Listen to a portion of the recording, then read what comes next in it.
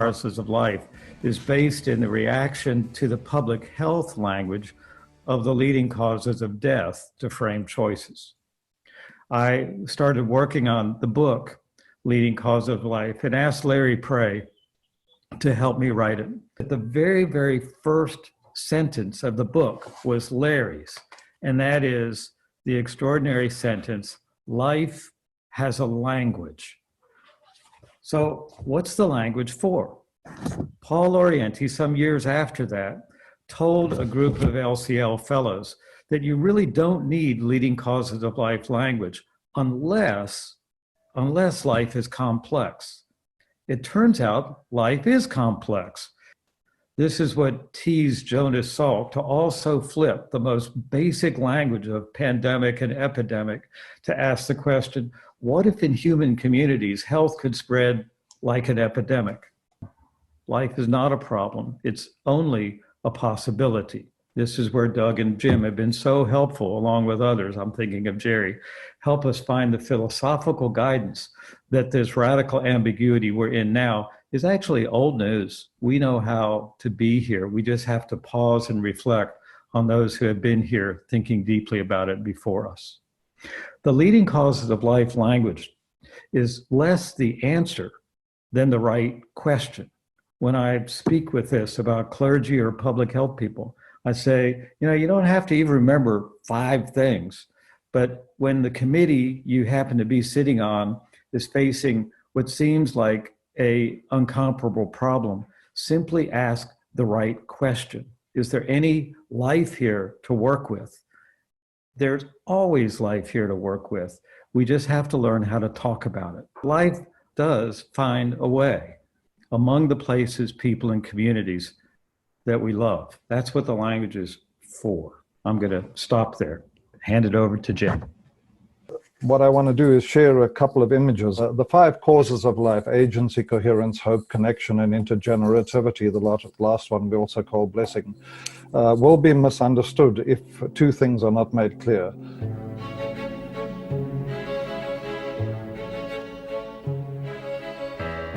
The first is it's not a tool set, and that's the way most people prefer to use it. It's more like a canopy, as Paul drew it then. They aren't a collection of static parts that you can just weld together like a little machine. They're actually angles of view on an organic whole, and that through that whole it's life that flows and the sand blows. But the focus is human life.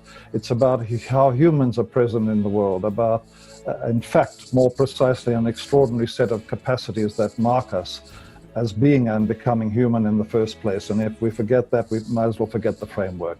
The first fundamental capacity I want to refer to is agency.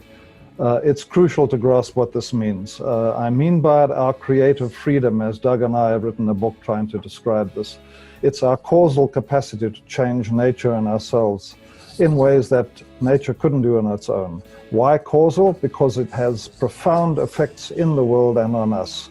And even though it's an internal capacity that you can't empirically measure, it's extraordinary in its impact.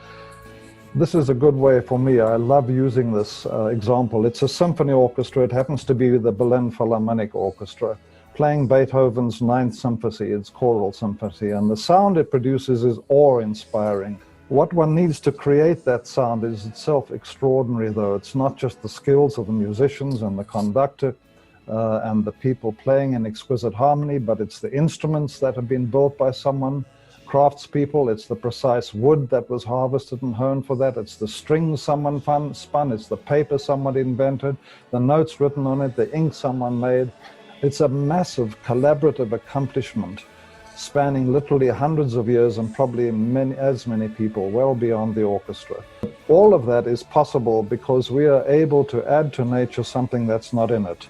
Symbols, symbolic systems like languages and mathematics, which enable us to imagine what's possible and bring it into being. And the orchestra demonstrates that too. That's how it's possible to know what to play when and to produce this extraordinary sound.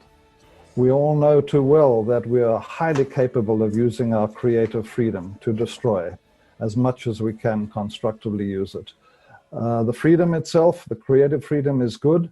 What we intend with it is ambiguous. We have to choose which it is to be. So in that sense, we can choose life or death. It's not as if life is divorced from the realities of death. This picture is a COVID-19 picture in Johannesburg, near Johannesburg in South Africa, just from a couple of days ago. So the leading causes of life is in the midst of this. It's the ironies of the social distancing are not absent from it. It's not happy talk. Like all potent metaphors, it's meant to break open new meaning and action in order to be human, become human, and to make sure that others have that capacity too. We are capable of being of producing as great evil as we are good. That's obvious. But we are also capable of great good, and in that I want to add the last cause lies hope. So let me turn finally to the Berlin Philharmonic Orchestra again. The photo you saw before is cropped from this one. It's actually the performance of the Ninth Symphony in front of the Brandenburg Gate in Berlin on the day, 30 years later, that the wall in Berlin came down. There are others trying to build walls again, whether they are metaphorical walls or real walls. They are what damage and disrupt and destroy our lives. The symphony ends with Schiller's Ode to Joy, which is meant to be something the world takes to heart. It's an anthem for humanity itself, as Beethoven meant it. It's something that the analyst again calls a gigantic, irrefutable musical power as a wellspring of endless renewal and possibility. So to end, humans built the Berlin Wall and many other walls. Humans, not least those that began the Monday marches out of the Nikolai Church in Leipzig, helped tear down that wall. This is an example of agency, coherence, connection, intergenerativity, and hope all in one.